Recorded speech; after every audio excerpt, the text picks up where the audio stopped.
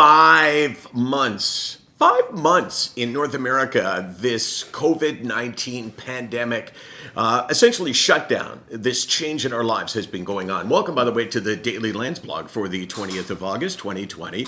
It was like March 13th. I kind of mark it by this basketball game that had to be canceled because one of the players tested positive before the game.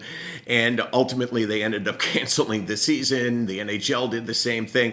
And we all sort of retreated into our homes. And I don't know about you, but for me, I actually am still in retreat in my home. And I want to go through Google here. I Googled COVID and depression and listen to some of the names of the articles that I got. Depression found to have doubled during coronavirus pandemic in Britain. Depression and COVID-19 tips on management, stress, anxiety, and depression associated with coronavirus, managing COVID-19. Should you consider taking meds for depression for COVID-19? And there's literally, I only went to dozens because at a certain point didn't need to go anymore. But the question was, do you need to take meds? Should you consider taking meds at this time? And that's kind of a complicated question. And I would question some of the statistics where they say depression has doubled, first of all, in Britain. Because depression is, to me, I don't really see it as, mild depression, moderate depression, severe depression. I kind of feel like mild depression is a totally different illness than severe depression.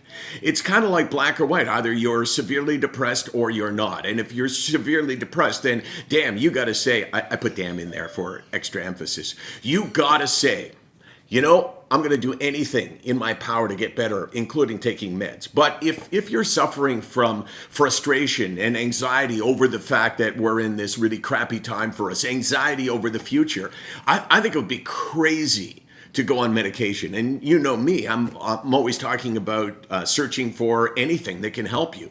But mild depression, to me, or even moderate depression, should not be treated with medication. And I've never said it like this before. There's black and white here. Black is severe depression. White is everything else. Black, being severe depression, needs to be treated. Not because you're necessarily going to take your own life, but because you're giving up your own life to the illness. But the other, the white, the moderate, the far less severe depression, maybe you just need to talk.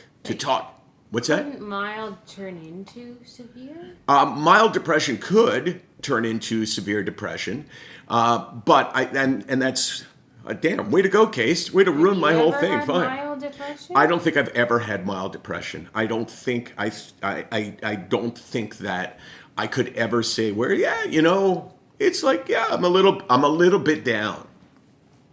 It just seems to me like you got to deal with these in two different ways.